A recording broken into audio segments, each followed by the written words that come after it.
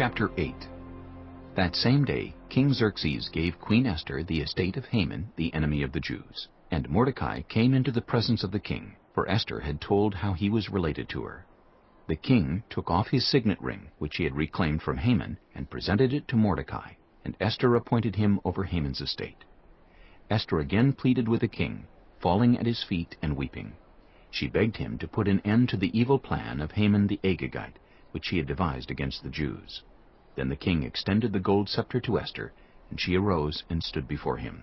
"If it pleases the king," she said, "and if he regards me with favor, and thinks it the right thing to do, and if he is pleased with me, let an order be written overruling the dispatches that Haman, son of Hammedatha, the Agagite, devised and wrote to destroy the Jews in all the king's provinces. For how can I bear to see disaster fall on my people? How can I bear to see the destruction of my family?" King Xerxes replied to Queen Esther and to Mordecai the Jew, "Because Haman attacked the Jews, I have given his estate to Esther, and they have impaled him on the pole he set up. Now, write another decree in the king's name in behalf of the Jews as seems best to you, and seal it with the king's signet ring. For no document written in the king's name and sealed with his ring can be revoked." At once the royal secretaries were summoned, on the 23rd day of the 3rd month, the month of Sivan.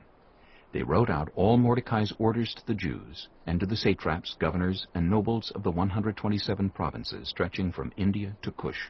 These orders were written in the script of each province and the language of each people, and also to the Jews in their own script and language.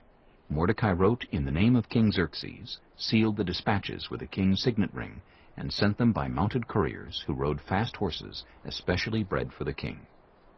The king's edict granted the Jews in every city the right to assemble and protect themselves, to destroy, kill, and annihilate the armed men of any nationality or province who might attack them and their women and children, and to plunder the property of their enemies. The day appointed for the Jews to do this in all the provinces of King Xerxes was the 13th day of the 12th month, the month of Adar.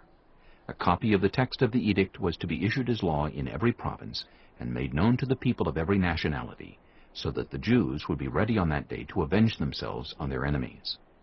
The couriers, riding the royal horses, went out, spurred on by the king's command, and the edict was issued in the citadel of Susa.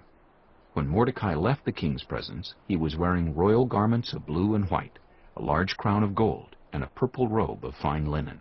And the city of Susa held a joyous celebration. For the Jews it was a time of happiness and joy, gladness and honor.